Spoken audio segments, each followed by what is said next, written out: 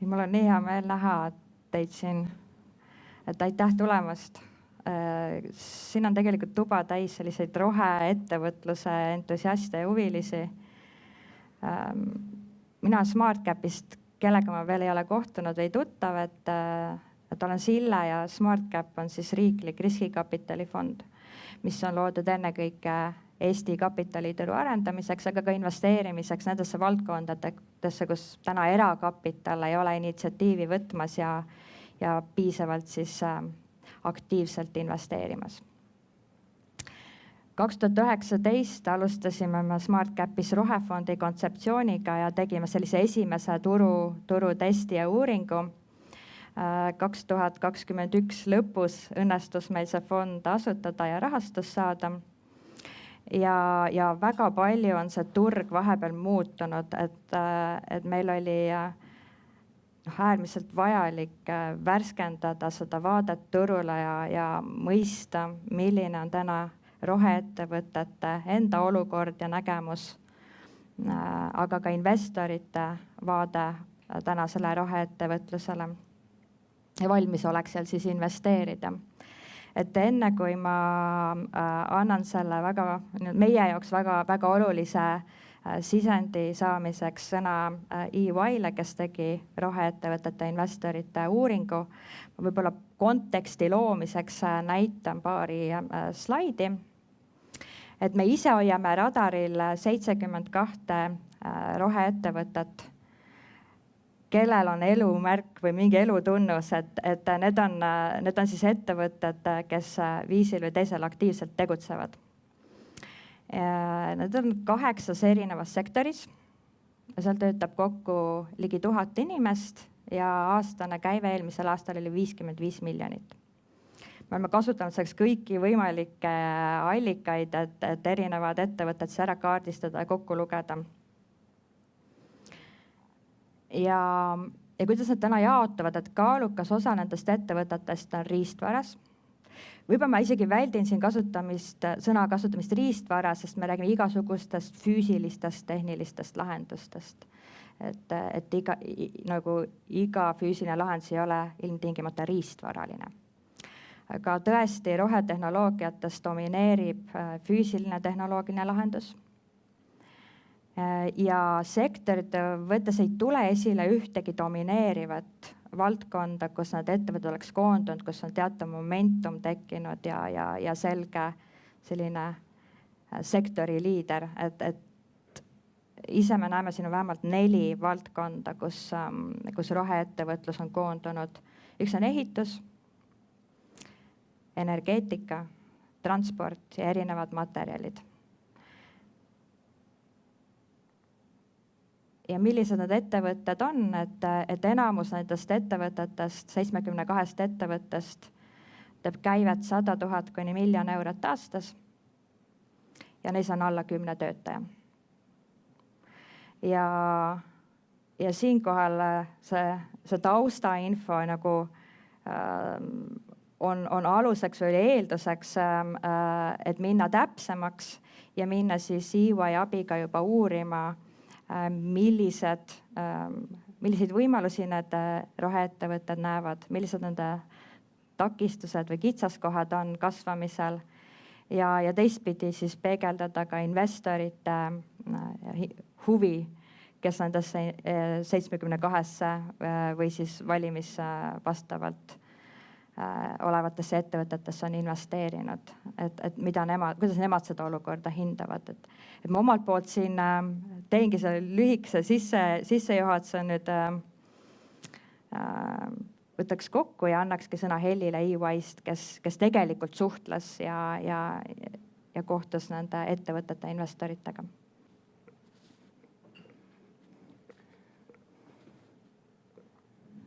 Tere! On mikrofon sees? On sees.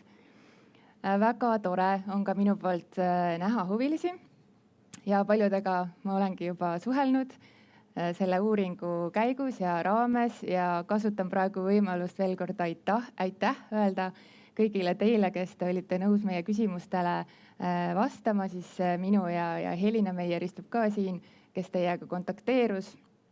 ja intervjuusid läbi viis. Ja teen siis omalt poolt lühikese tutvustuse rohetehnoloogia ettevõtete kapitalivajaduse uuringust, mis meil peamised punktid sealt välja tulid ja mida siis SmartCap omakorda saab kasutada sisendina rohefondi väljatöötamiseks.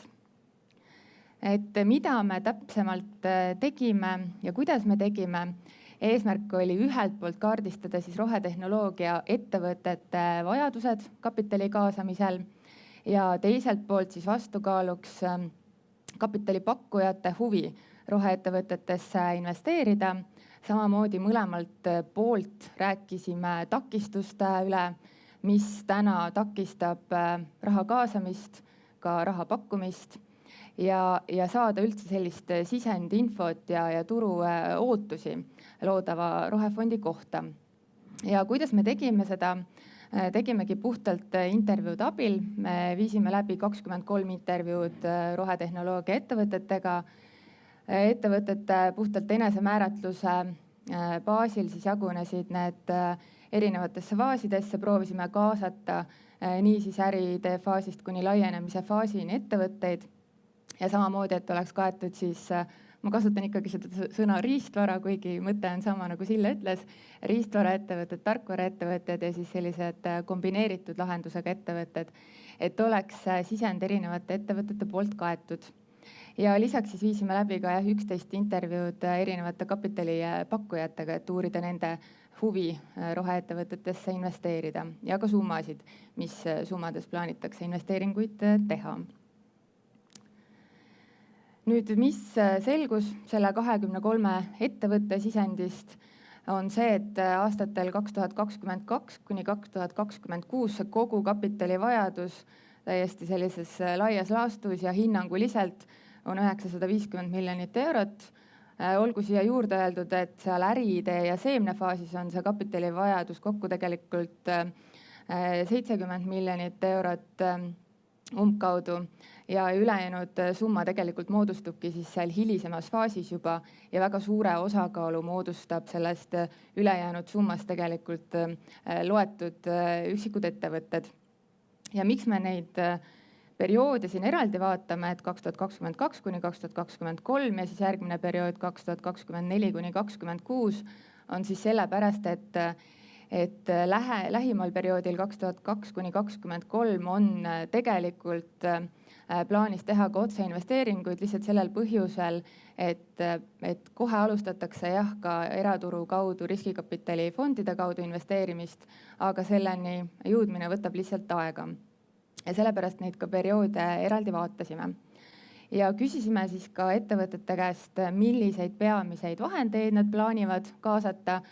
Ja peamiselt ikkagi olidki riskikapitalifondid ja äriinglid, need allikad, mille kaudu rahastust plaanitakse kaasata.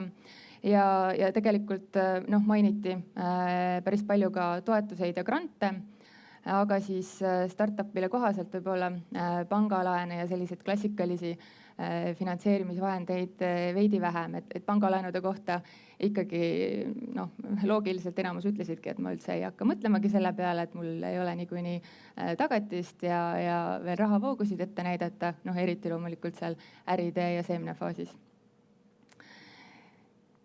Edasi minnes, mis on need populaarsemad summavahemikud, mida plaanitakse kaasata, siis esimesel perioodil 2022 kuni 2023 on see selgelt siis 1 kuni 5 miljonit eurot. Pooled ettevõtted plaanivad sellises summas kaasamisi teha. Ja need ettevõtted, kes juba suuremas summas plaanivad raha kaasata, teevad seda siis enamasti eesmärgiga juba laieneda välismaale, tulla turule mõne uue lahendusega või alustada juba suuremahulise tootmisega. Et on jõutud juba vähemalt sinna kasvufaasi edasi. Ja nüüd kaugemas perioodis 2024 kuni 2026 ligi pooled ettevõtted veel ei oska hinnata oma selle perioodi rahavajadust või nad ei oska seda lihtsalt täpselt hinnata, et seda julgeks otseselt välja öelda või ei soovi seda ka avaldada. Aga jah, seal kaugemas perioodis ikkagi plaan on kaasata juba rohkem ja juba üle 5 miljoni euro. Ja mida võib ka välja tuua, mis no siin aja jooksul võrreldes erinevate varasemate uuringutega ei ole tegelikult muutunud, on see, et ettevõtte arengufaasi edenedes kapitali vajaduse summa suureneb ja see summa vajadus on just suurem ikkagi riistvara ettevõtetel või siis mingisuguse riistvara komponendiga ettevõttel. Et neil on see kapitali vajadus tarkvara ettevõtetega võrreldes suurem. Küsisime ettevõtete käest, kuidas nad hindavad ise oma kapitalile ligipääsu ja näha on, et siin 60% peavad ligipääsu keskmiseks. Selline, isegi need, kes ütlesid, et selgitasid, et tegelikult suht hea, aga eestlasele kohaselt ma ikkagi ütlen, et keskmine, et ma ei saa ju hea öelda ikkagi. Et siis 22% heaks ja 17% halvaks. Ja selgelt tuli välja see, et äride faasis on kapitalile ligipääs kõige halvem. Tihti nüüd see ei ole tingitud sellest, et turul ei ole raha, vaid sellest ka, nagu ettevõtted ise ütlesid, et tegelikult see lahendus vajab veel tööd, meeskond vajab veel tööd, raske on leida inimesi, erinevad põhjused seal taga. Ja just jällegi riistvara ettevõtetel on see kapitali kaasamine raskem. Ja kasvu ja laienemise arengufaasis on see kapitali ligipääsetavus juba parem nende ettevõtete hinnangul, kellega me rääkisime. Küsisime ka piiratud kapitali kättesaadavuse mõju siis ettevõtte plaanidele ja enamus ettevõtteid vastas, et see tegelikult pärsib lihtsalt sellist üldist arengut ja protsesside kiirust, et paljud asjad toimuvad aeglasemini või siis väiksemas mahus. Aga 5 ettevõtet vastas ka, et nad tegelikult puhtalt tänu sellele, et rahastust on olnud Eestis raske saada, on läinud välismaale või plaanivad seda teha. Ja mis need peamised takistused on, et meie valikvastuseid intervjuude käigus ette ei andnud. Pigem küsisime, et mis need esimesed takistused on, mis kõige tähtsamad kohe pähe tulevad. Ja just äride faasis oli korduvalt mainiti ikkagi seda, et investorid ei mõista ikkagi ettevõtte valdkonda ja mitte rahuldavaid finantstulemusi või siis põhimõtteliselt ka veel finantstulemuste puudumist. Turu mitte valmisolekut võib-olla mõnevõrra üllatusena toodi päris palju välja, kuigi sinna juurde mainiti tihti, et tegelikult see turu valmisolek on palju parem kui mõned aastad tagasi ja on näha, et see turg on täna kuum ja olukord läheb paremaks. Aga siiamaani on see siiski see turu mitte valmisolek olnud ka takistuseks raha kaasamisel. Ja jällegi ei saa üle ega ümber sellest, et toodi takistusena välja riistvara komponenti kui ebaatraktiivset investeeringut investori silmis. Et puhtalt see fakt, et ma olen riistvara ettevõte või mul on see riistvara komponent, investorid ei soovi või ei ole huvitatud valdkonda investeerima, et nad otsivad ikkagi tarkvara ettevõtteid, kuhu investeerida. Ja seoses sellega tuleb ka mängu juba tehnoloogia risk, et valdkond ja tehnoloogia areneb kiiresti ja tihti on vaja juba olemasolevaid lahendusi. Risk on, et on vaja ümber disainida, et see samuti takistab kapitali kaasamist. Kapitali kaasamisega mitte seotud takistused võib-olla kõikides sektorites, nagu täna olukord on, siis ikkagi selline kvalifitseeritud tööjõu puudumine, eriti just jällegi IT-spetsialistid, biotehnoloogia, energeetika, sellised kompetentsid, millest on puudus ja mida on täna raske turul veel leida. Mõnes mõttes see tegelikult näitab ka seda turu mittevalmisolekut, et kui sul neid inimesi vaja on, siis on neid väga raske leida. Eriti ettevõtte seal äriide faasis veel, kus sul ei ole neile võib-olla vastu nii palju pakkuda. Ja jah, täpselt nagu ma ka juba mainisin, et see turu mittevalmisolek, olukord on küll paranenud, aga tunnetus on, et rohepööre ja sellega seonduvad regulatsioonid just võtavad liiga palju aega ja seetõttu ka roheteemad võib-olla ei ole nii atraktiivsed investoritele. Kuigi siinkohal, kui me nüüd investorite vaatest hakkame rääkima, siis tegelikult see huvi on täiesti olemas. Ja mis veel on peamised takistused, mis ei ole just raha kaasamisega seotud otseselt, on ikkagi ka tehnoloogia arendamise keerukus iseenesest, see võtab aega. ja selle jaoks ei ole otseselt ka raha. Turuosaliste kaasamine ja tootmine ja selle skaleerimine, et märkimisväärsed raskused. Ja siin paar korda on mainitud ka tarneraskusi. Muidugi, kui ma oleks küsinud kõikide ettevõtete käest, et andnud listi ette ja et palun märkige ära, et mis raskused teil on, et võib-olla oleksin kõik need saanud palju rohkem linnukesi, aga just need ongi sellised top raskused, mida ettevõtted siis ise meile mainisid. Kui me räägime kapitalipakkujatest, kellega me samuti rääkisime, siis nende huvi jällegi roheettevõtetesse investeerida on väga kõrge. Et kui ühelt poolt võib-olla roheettevõtjad ise tunnetavad, turg ei ole veel valmis ja võib-olla ka investorid ei ole veel valmis, siis tegelikult investorid ise ütlevad, et jah, tunnetus on, et turg hakkab juba valmis saama ja huvi investeerida on üsna suur, et me küsisime 1-10 skaalal ja keskmiselt 8,4 on kapitalipakkujate huvi investeerida just roheettevõtetesse. Ja suur osa investoreid rõhutas just seda, et nad ei ole küll nagu selle valdkonna fond või impact fond, välja arvatud mõni üksik, kellega me rääkisime, kes tõesti ainult antud valdkonda investeerib. Aga see huvi sellest hoolimata investeerida roheettevõtetesse on väga kõrge ja tihti ka eelistatakse selliseid ettevõtteid, kes nii-öelda kategoriseeruvad roheettevõtte alla. Nende arvates, investorite arvates. Aga jälle et riistvaraettevõtted jälle on ikkagi sellises natukene kehvemas olukorras, et ühelt poolt on kapitalipakkujate huvi investeerida roheettevõtetesse küll suur, aga kui sa oled riistvaraettevõte, siis läheb olukord jällegi raskemaks, sest et eelistatakse investorite poolt ikkagi tarkvaraettevõtteid kiiremini skaleeruvad, kiirem, suurem tulu. Et selline tagasiside. Ja kuhu, millistes summades ettevõtte kohta kapitalipakkujad investeerivad, siis 7 kapitalipakkujat 11 investeerivad just ainult seal äriidee ja seemnefaasis, sealt edasi enam mitte.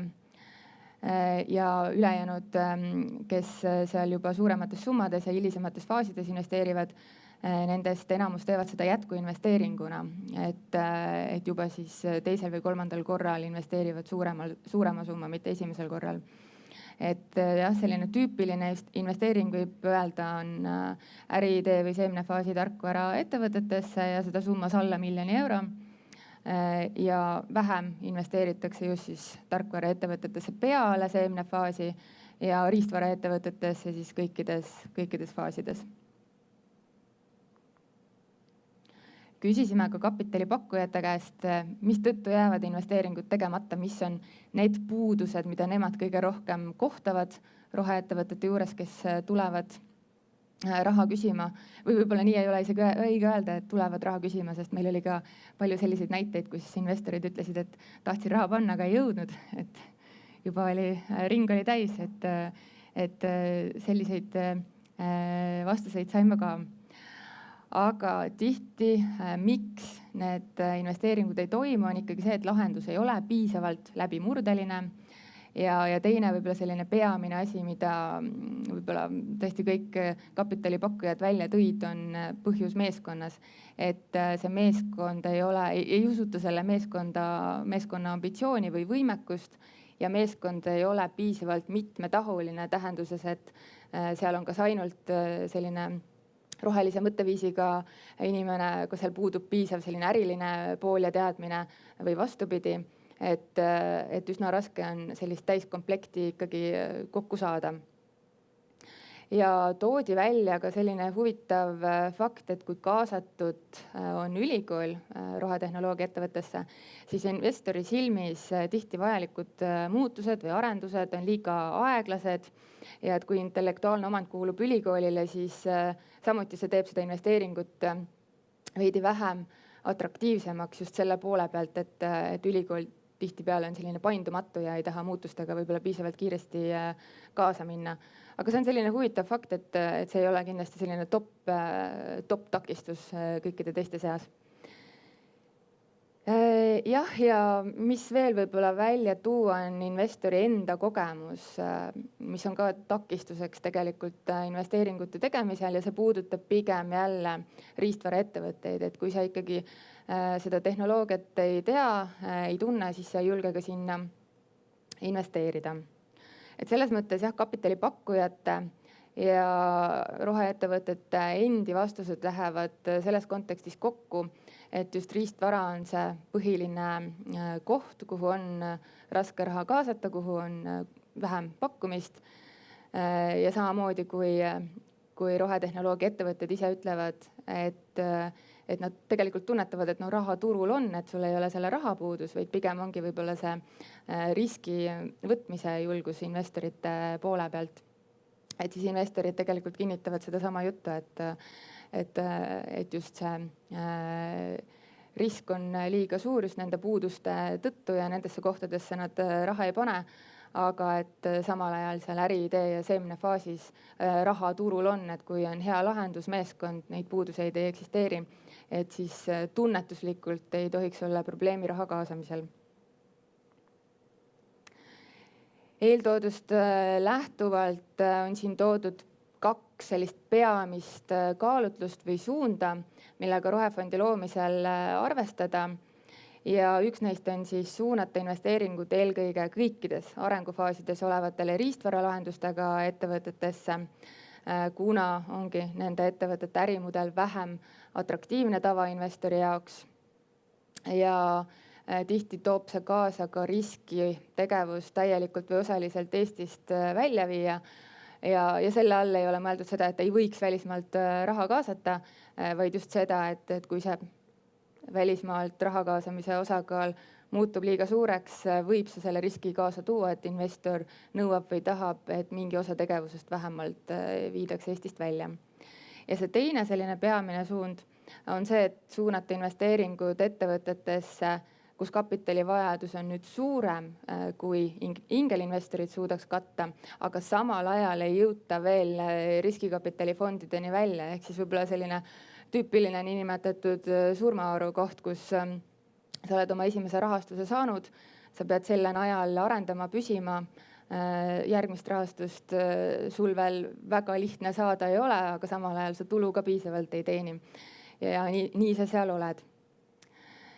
Ja välja on toodud ka veel sellised erinevast kategooriast kaalutlused rohefondi loomisel, millega võiks arvestada, mis peegeldavad ka turuosaliste ootusi, kellega me rääkisime.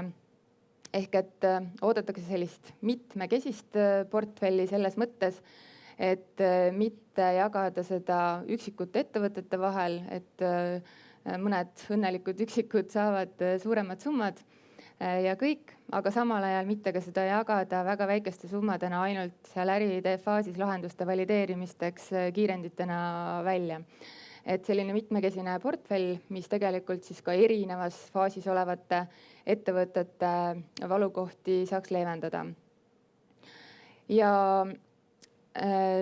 kuna pidevalt oli juttu sellest, et äriidee ja seemnefaasi ettevõtete puhul on raha pakkumine täna turul üsna kõrge, siis mitte jagada raha otse öeldes siis sellistele ettevõtetele, kes äsja on saanud eraturult ei vastuse, et ei oleks sellist olukorda, et vot, et ma eraturult raha ei saanud, ma tulen SmartCapi jutule ja siis sealt saan selle raha. Ja mitte seda raha sellistele ettevõtetele jagada siis sellisel juhul, kui esinevad varasemalt välja toodud puudused, mis ei tähenda seda, et üldse ei peaks seal faasis raha jagama. See raha jagamise koht on seal, kui see lahendus on ikkagi paljulubav, aga lihtsalt risk on nii suur, et sa võiks seda teha koos erasektoriga ja seda riski jagada. Nüüd rohefondi kaudu saaks olla abiks ka välismaise kapitali kaasamisel ja toodi välja ka seda, et teatud juhtudel võib olla sellisel ettevõttel, kellesse investeerib siis mingit kaudu ikkagi riiklik fond, lihtsam ka välismaal kapitali kaasata. Kui me rääkisime turuosalistega otsainvesteeringutest, siis peamine koht, mis otsainvesteeringute kaalumise puhul arvestada on see, et siis jõuaks kapital turule lihtsalt kiiremini. Ja teisest küljest meil oli seal juttu sellest, et et kas siis tuleksid kaasa ka erainvestorid just riistvaraettevõtete puhul, siis selline mõte jäi kõlama, et tegelikult kui eraturgu kaasata riistvaralahendustega roheettevõtetesse, siis võib-olla just see erafondide vähene huvi riistvarasse investeerida suureneks, kuna riskid sel juhul on jagatud. Oodatakse pikemaajalisi investeeringuid, kuna just see ettevõtete tasuvuspunktid on enamasti kaugemas tulevikus. See ei ole küll nüüd selline võib-olla kõige peamisem koht, aga kui võimalus, siis võtta arvesse ka positiivsete keskkonnamõjude mõõdikuid ja kliimaeesmärkide täitmist, kui me siin riiklikke strateegiaid vaatame. Ja siis rajada soodsad tingimused innovatsioonile selles mõttes, et panna osa fookusest ka just selliste loodusteaduste aladele ja anda võib-olla plusspunkte ülikoolidega koostöös tehtavatele projektidele. Aga see jällegi ei saa olla ainus otsustuskoht, et võtan ülikooli ja siis ma saan raha. Ja täpselt see, mida ka paljud ettevõtted rõhutasid, et nii-öelda sellist rumalat raha ainult ei oodata, vaid ikkagi ka mitte finantsilist tuge teadmiste ja kontaktide näol. Et see on samuti väga oodatud. Ja, ongi kõik. Ma ei tea, Sille, kuidas meil ajaga on, et kas me saame mingi küsimuste-vastuste vooru teha enne, kui paneel algab? See võib juba arutelu vormis ka olla, see ei pea ainult uuringu kohta nii-öelda küsimused olema. Tere. Loodan, et on kuulda. Andres Ruufitist. Pärast osalen ka paneelis, aga võib-olla võiks meelde tuletada, mis selle planeeritava rohefondi maht on ja kas see saab olema fond või otseinvesteering. Natukene seda tausta ka rääkida nii palju, kui saab praegu. Jah. Täpsemad detailid me panemegi paika selle sisendi põhjal, mida EY meil annab ja me ise loomulikult oleme kogunud. Aga rohefondi maht on 100 miljonit eurot. Ära tuleb see turule investeerida. Ma ei räägi siin kogu absorbeerimisvõimest, vaid tegelikult investeerimislepingut sõlmida ka fondidega aastaks 2026.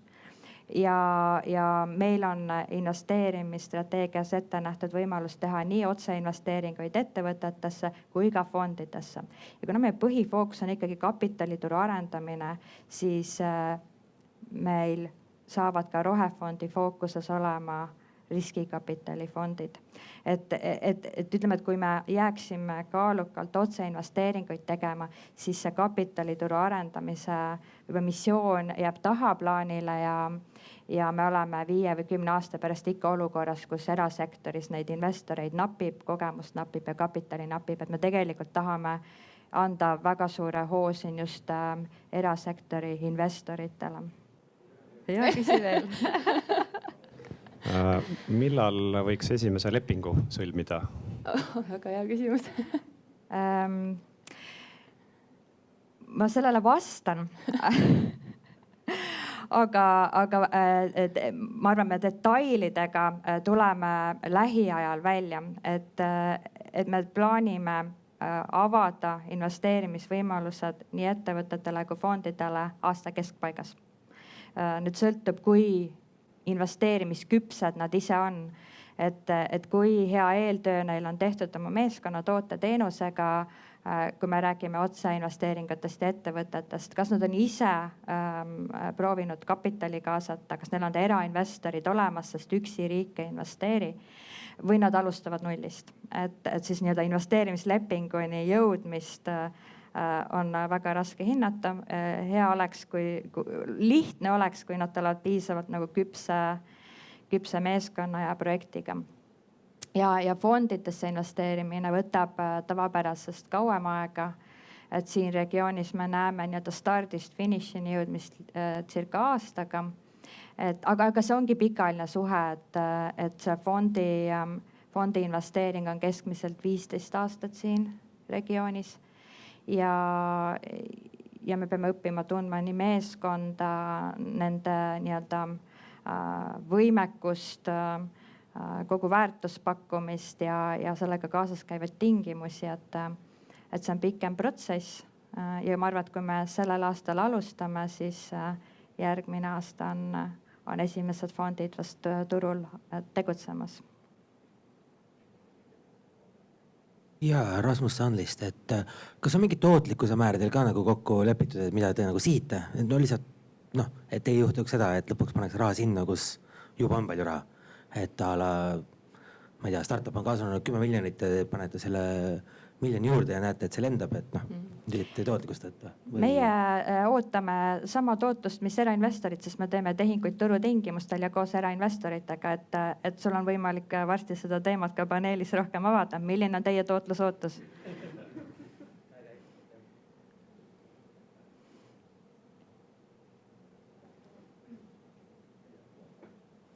Tere, Kristi Jõesaar, et mul on see turu valmisoleku küsimus selle uuringu pealt. Et kas sa natuke lahkaksid seda, et mis see tähendab, et ei ole valmis, et kas see on puudu seadusandlus või hoopis midagi muud? Aitäh.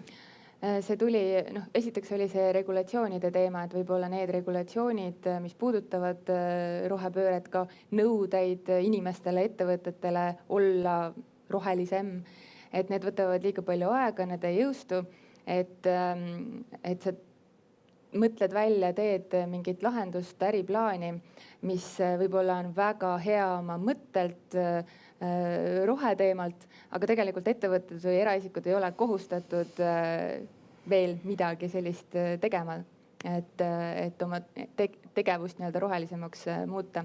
Et kõige rohkem selles kontekstis. Aga jah, jällegi kogu selle turu valmisoleku juures rõhutati ikkagi seda, et on näha, et see turg juba on rohkem valmis ja saab rohkem valmis.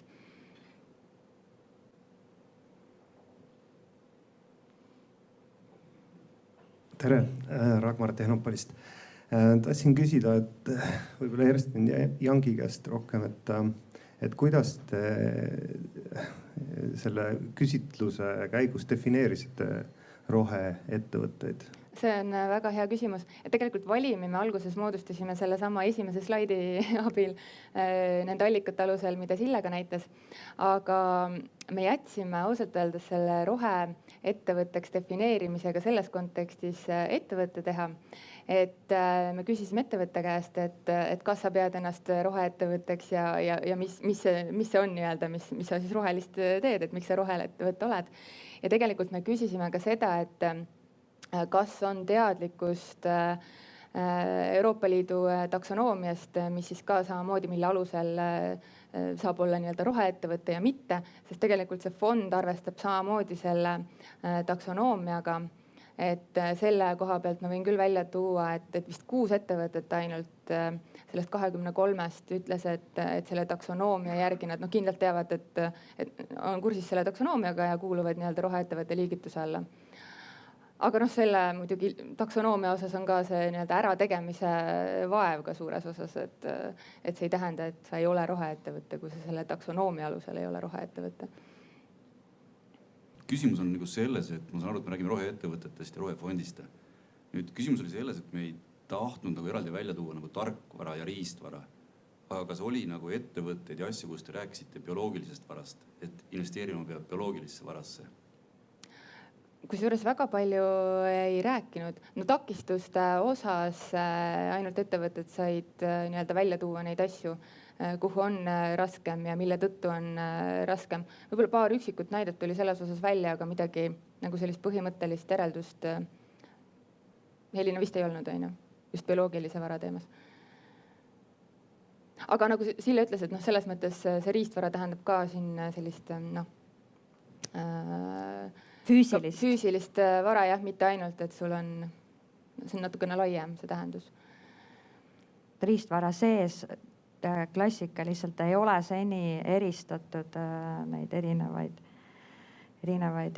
füüsilisi lahendusi, aga ma arvan, et me oleme teel sinna. See on hea põhjus üldsegi nagu jätta ajalukku see riistvaraline mõiste võib-olla ja rääkida füüsilistest, tehnilistest lahendustest rohkem.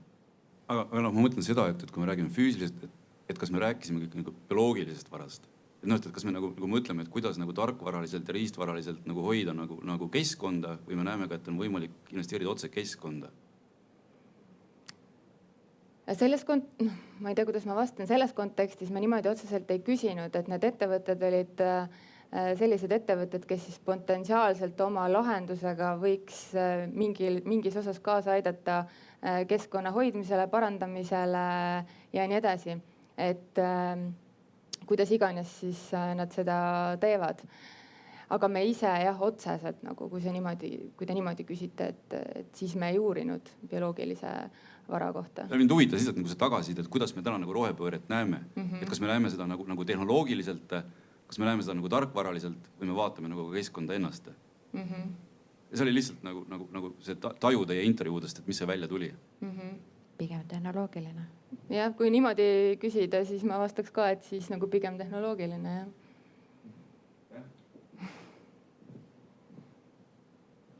Tere hommikust, minu nimi on Rene Tõnisson, mina esindan Builditit, kes on viimased 9 aastat tegelenud riistvara investeeringutega ja mul oli jälle äratundmine, et nagu me alati oleme öelnud, et hardware is hard, et tõepoolest see tuleb ka sellest uuringust välja, aga meie vastus on alati olnud, et who says that life must be easy.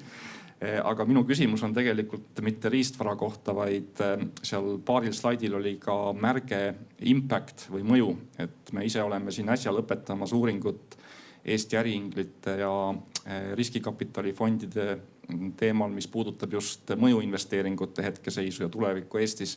Ja sealt jooksis see korraks ka läbi, et kuivõrd oluline nii roheettevõtete poole pealt kui investorite poole pealt on see nii-öelda mõjukomponent selles tähenduses, et kas see teadmine nagu investoritele teie uuringu valimis on kohale jõudnud, et nii-öelda neid otsuseid ei langetataks ainult ütleme finantsiliste indikaatorite ja tulemuste baasil, vaid võetakse arvesse ka siis potentsiaalset mõju.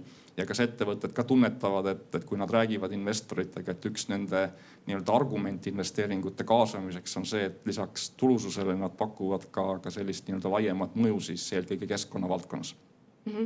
Tegelikult mul ei olnud seda siin slaidi peal, aga me küsisime ka ettevõtete käest, et kuidas tunnetus on, et kahelt poolt, et kas teie jaoks on oluline esiteks, et see investor oleks just roheinvestor ja hindaks keskkonnateemasid ja teiselt poolt, et kas investori jaoks on oluline just põhimõtteliselt investeerida roheettevõtetesse. Ja kui ma peast ütlen, siis üle poolte ikkagi ettevõtetest pidas seda oluliseks, et oleks just see roheinvestor ja hindaks keskkonnateemasid. Ja tegelikult, mis kapitalipakkujaid puudutab, siis see tuli ka välja sellest suurest huvist roheettevõtetesse investeerida, see 8,40. Aga ma pean tunnistama ikkagi, et tegelikult mõni investor ütles sinna juurde, et see on muidugi väga tore, kui on tegemist roheettevõttega, aga meid huvitab ikkagi tootlus. Aga see oli vist üks või 2 investorit, kes sinna juurde seda ikkagi nii-öelda rõhutas.